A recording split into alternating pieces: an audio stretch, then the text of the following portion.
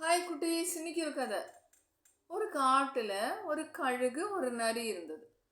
கழுகு ஒரு மரத்தில் கூடு கட்டி தன்னுடைய குட்டி குட்டி குஞ்சுகளை வச்சுட்டு வாழ்ந்திருந்தது. மரத்துக்கு கீழே ஒரு வலை இருந்தது. வலைன்னா ஒரு பொந்து, மரத்தோடு கீழே ஒரு பொந்து. அதில் நரி நரி ஒன்று வாழ்ந்தது. நரி தன்னுடைய குழந்தை ஒரே ஒரு குட்டியை வச்சுட்டு நரி மரத்துக்கு கீழே மேலே மரத்து மேலே கழுகு குட்டிகளோட அப்படி இருக்கும்போது ஒரு நாளைக்கு இந்த கழுகுக்கு எந்த ஒரு தீனியும் கிடைக்கல. அது என்ன பண்ணிச்சு, நரி வெளியில் இறத போச்சு. தன்னுடைய குட்டிக்கு இற வேணும்னு இறத போனோன்னே இது வேகமாக கீழே பறந்து இந்த நரி குட்டியை எடுத்து மேலே அதனுடைய கூண்டில் கொண்டு வச்சிருச்சு.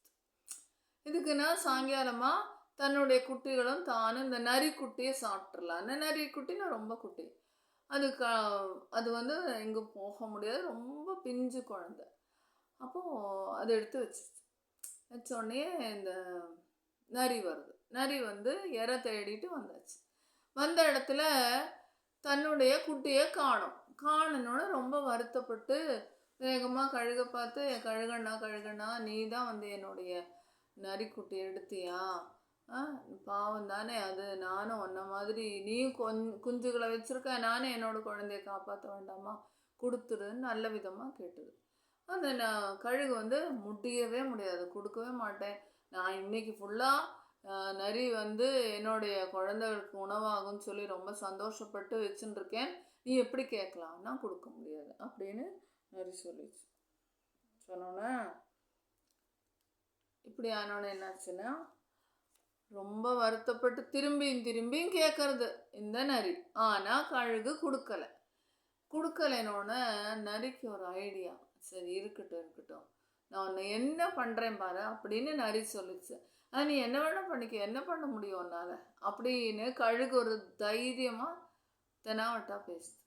சரின்னுட்டு நரி வேகமாக ஒரு வீடுகள்லாம் நிறைய இருக்கிற பக்கமாக போய் ஒரு வீட்டிலேருந்து அடுப்பு எரிச்சிட்டு இருப்பாங்க இல்லையா, அந்த அடுப்புலேருந்து ஒரு எரியற விறகை எடுத்துட்டு அதை பிடிச்சி உருட்டி ஒரு வழியாக இந்த மரத்துக்கிட்ட கொண்டு வந்து நிறைய சருகெல்லாம் மரத்தை சுற்றியும் போட்டு இந்த விறகால எரிக்க ஆரம்பிச்சிருச்சு. விறகு வச்ச உடனே அந்த சருகெல்லாம் படபடான்னு எரியறது, மரத்தில் தீப்பிடிக்கிற லெவலில் வந்துடுச்சு. அப்போ இந்த கழுகு கத்துறது, அச்சச்சோ என்னுடைய வாரிசு எல்லாத்தையும் நீ கொன்னுருவாய் போல இருக்கு, நரி இப்போ தான் நீ யாருன்னு புரிஞ்சுன்னு, சாரி மன்னிச்சுக்கோ, எனக்கு என்னுடைய குழந்தைகள் காப்பாற்றணும், என்ன உனக்கு உன் குழந்தை வேணும் அவ்வளோதானே, நான் உன் நரிக்குட்டியை கொடுத்துட்றேன், என்னை எரிச்சிடாதே, எங்கள் மரத்தை என்னோட கூண்டை எரிச்சிடாதேன்னு சொல்லி கழுகு ரொம்ப கெஞ்சினோன்னே இது அப்படியா, அப்போ நீ முதல்ல நரிக்குட்டியை கீழே கொண்டு வந்து கொடு, அதுக்கப்புறம் பார்க்கலாங்க. அப்போ வேகமாக போய் இதனோட நரிக்குட்டியை வாயில் கவ்விட்டு கழுகு கீழே கொண்டு கொடுத்து, நரி நல்லா உயிரோடு இருக்குது. பார்த்ததுக்கப்புறம் மனசு பொறுக்காமல் இந்த நரி என்ன பண்ணிச்சு, இந்த தீயெல்லாம் போட்டிருக்குல்ல மரத்து சுற்றியில், அதை மெதுவாக ஒவ்வொன்றா அணைச்சிட்டு நரி சொல்லுது, எப்பொழுதுமே அம்மா குழந்தைய பிரிக்கக்கூடாது, இது உனக்கு ஒரு பாடமாக இருக்கட்டும்.